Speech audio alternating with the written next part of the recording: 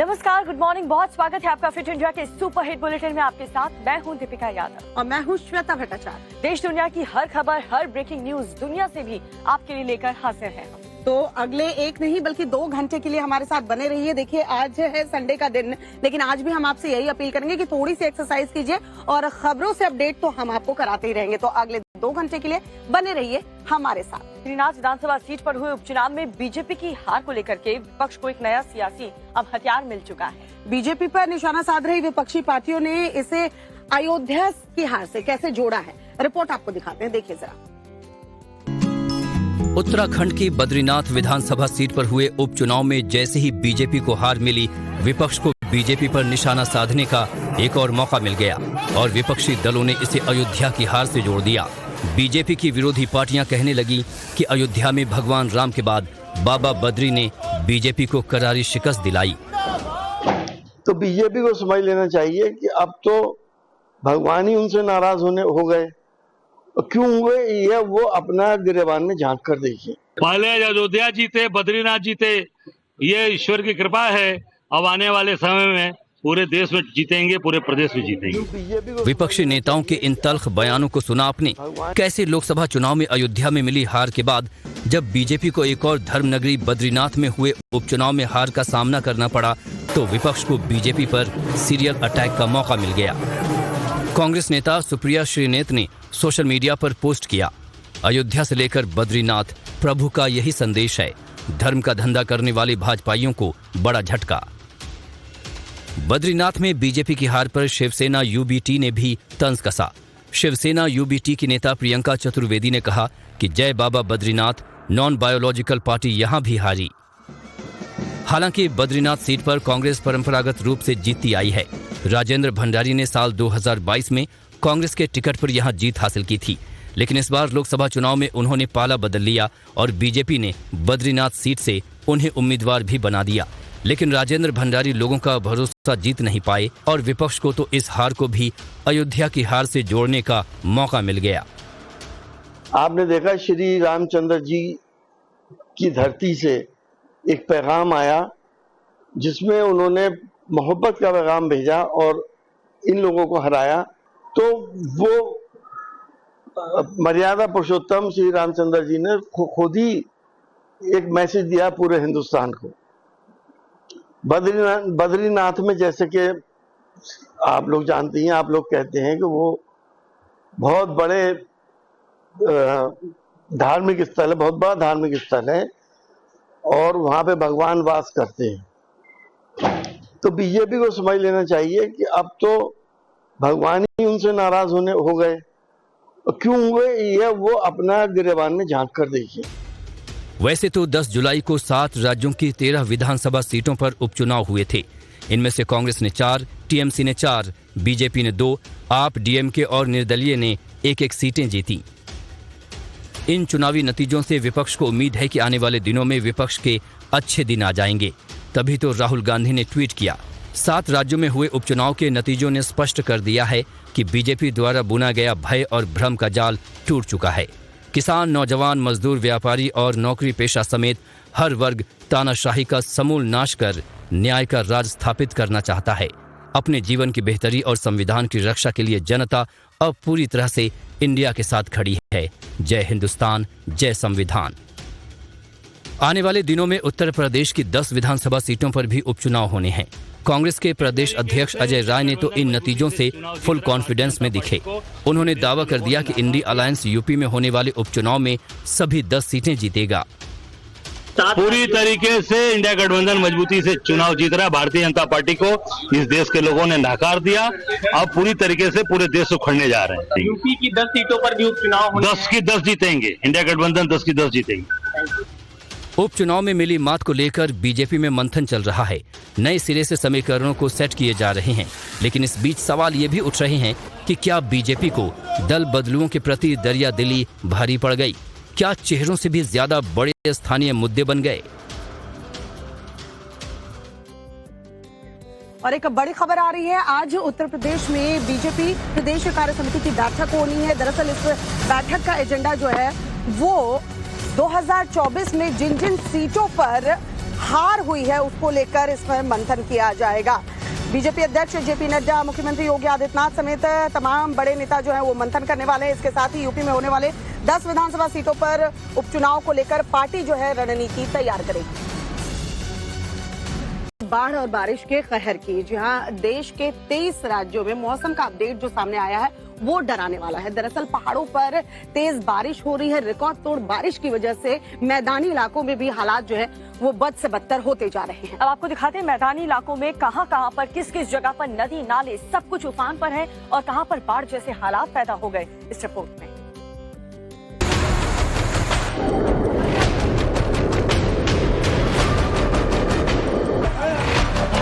जुलाई का महीना आधे हिंदुस्तान पर भारी दिख रहा है।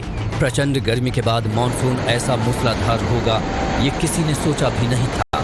हिमाचल, उत्तराखंड से असम तक बारिश आफत बनकर टूट रही है, तो वहीं यूपी, बिहार, मध्य प्रदेश से लेकर गुजरात तक हाल बेहाल है। मौसम विभाग की माने तो देश के 23 राज्यों पर अगले 5 दिन बहुत भारी पड़ने वाले हैं। कहीं रेड अलर्ट का अलार्म बज रहा है तो कहीं ऑरेंज और येलो अलर्ट जारी कर दिया गया है।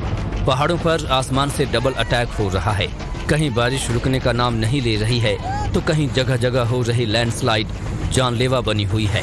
पहाड़ों पर हो रही बर्बर बारिश ने नदियों को ऐसा चार्ज किया है कि मैदान तक पहुंचते पहुंचते नदियां जानलेवा रफ्तार पकड़ रही हैं। पहाड़ों पर हो रही बारिश का असर उत्तर प्रदेश में भी दिखाई दे रहा है। तस्वीरें सिद्धार्थनगर की हैं, जहां बाढ़ का दायरा लगातार बढ़ता जा रहा है। 5 में से 2 नदियां, राप्ती और बूढ़ी राप्ती नदी, खतरे के निशान से ऊपर बह रही हैं, जिसकी वजह से 250 गांव के 1 लाख लोग प्रभावित हुए हैं। गांव में फंसे हुए लोगों को निकालने के लिए प्रशासन ने बोट की व्यवस्था की है। हालांकि सैकड़ों लोग बढ़ती आफत को देख पहले ही पलायन करने को मजबूर हैं। पानी से घिरे लोगों की ऐसी ही तस्वीरें शाहजहांपुर से भी सामने आईं।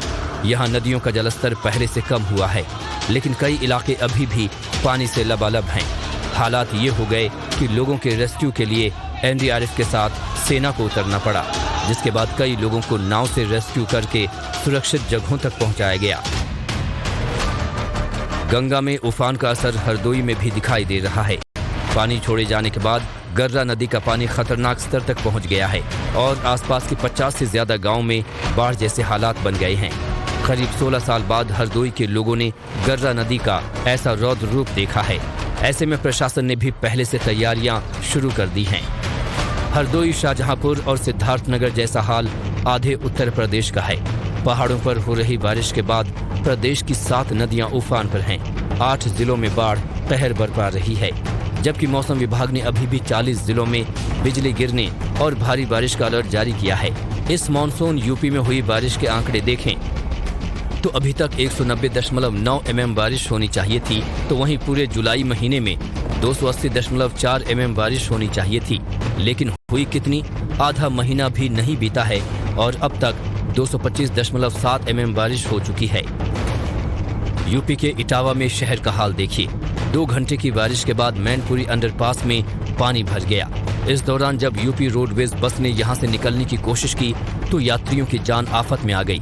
करीब 2 घंटे तक पानी में फंसे रहने के बाद बस को जेसीबी की मदद से रेस्क्यू किया गया। गोरखपुर में राप्ती नदी उफान पर है। पानी खतरे के निशान को पार कर गया है, जिससे निचले इलाकों में मुसीबत बढ़ गई है। लोग घरों को छोड़कर सुरक्षित जगहों का रुख कर रहे हैं। प्रशासन की तरफ से लोगों को राहत सामग्री पहुंचाई जा रही है। बलरामपुर में बारिश से जल भराव हो गया है। पानी भरने की वजह से स्कूलों में छुट्टी कर दी गई है। तो पहाड़ों में जो बारिश हो रही है उससे लैंडस्लाइड का खतरा बना हुआ है। जो पर्यटक हैं वो फंसे हुए हैं और लोग काफी परेशान हैं। नेपाल की अगर बात करें तो वहां पर भी राहत और बचाव कार्य जारी है। यहाँ बात की जाए असम की, तो असम में भी हालात बद से बदतर होते जा रहे हैं। इस वक्त क्या हालात हैं असम में, दिखाते हैं आपको इस रिपोर्ट में। सिर्फ यूपी ही नहीं, बारिश का दौर उत्तराखंड से लेकर नेपाल तक जारी है। नेपाल के चितवन में हुए बस हादसे के बाद रेस्क्यू ऑपरेशन अभी भी जारी है।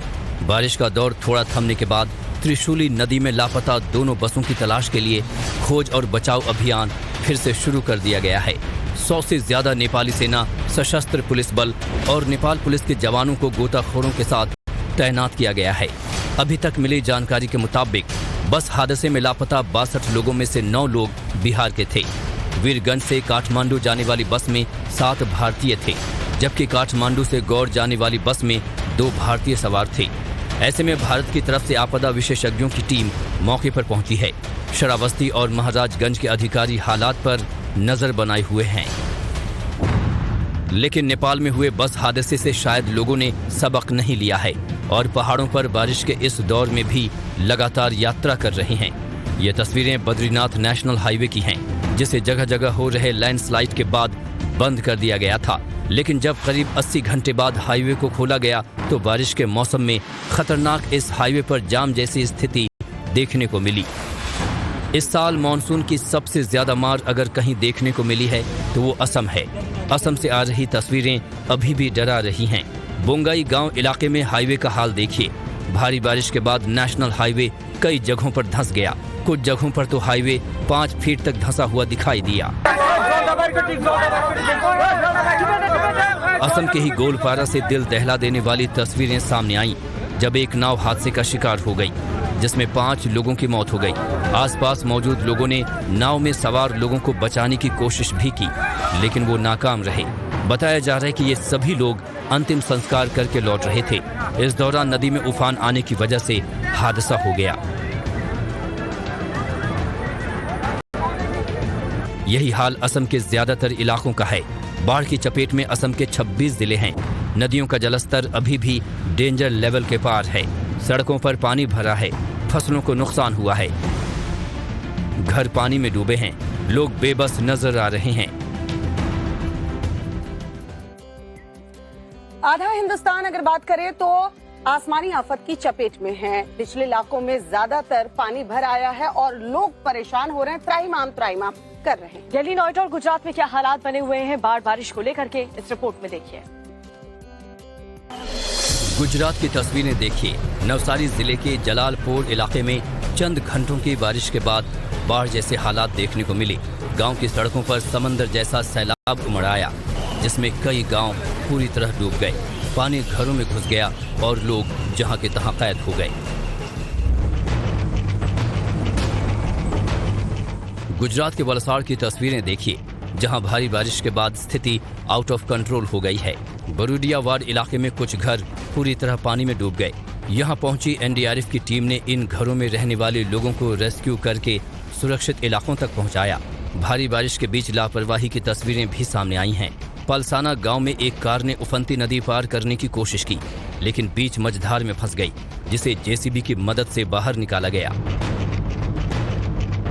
देश की आर्थिक राजधानी मुंबई का हाल भी बारिश के बाद बेहाल है। कुछ देर बारिश क्या हुई, सड़कों पर पानी ने कब्जा कर लिया और देखते ही देखते कई इलाकों में ट्रैफिक जाम लग गया। दहिसर वेस्टर्न एक्सप्रेस वे के टोल से पहले पानी भरने की वजह से लोगों को परेशानी का सामना करना पड़ा, तो वहीं अंधेरी सबवे के नीचे 3 फीट पानी भर जाने के चलते सड़क को बंद करना पड़ा। पालघर में भारी बारिश के चलते कई नदियों में बाढ़ आ गई है। जिले में किसानों का धान रोपने का काम बंद हो गया है। भारी बारिश के चलते कई इलाकों में जल भराव शुरू हो गया है। सूर्या नदी उफान पर है, जिससे निचले इलाके पानी में डूब रहे हैं। दहानू में गंजाड़ धनीवारी सड़क पानी में डूब गई और गांव का बाजार से संपर्क टूट गया। शनिवार सुबह राजधानी दिल्ली और एनसीआर में भी जोरदार बारिश हुई। मौसम सुहाना होते ही लोगों को राहत तो मिली, लेकिन सड़कों पर लगे जाम ने लोगों की परेशानी बढ़ा दी। सराय काले खां और बारापुला पर जाम देखने को मिला, तो वहीं मिंटू रोड भी पानी पानी दिखाई दिया। हैरान करने वाली तस्वीरें रंगपुरी इलाके से सामने आईं, जहां एक बाइक सवार पानी से भरे गड्ढे में गिर गया। मौके पर मौजूद लोगों ने कड़ी मशक्कत के बाद बाइक सवार को बाहर निकाला।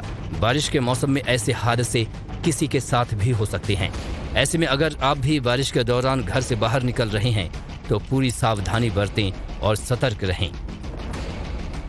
शनिवार को हुई कुछ देर की बारिश से नोएडा की सड़कें दरिया में तब्दील हो गई, लिहाजा आने जाने वालों को खासी मुश्किलों का सामना करना पड़ा। Bureau report, times.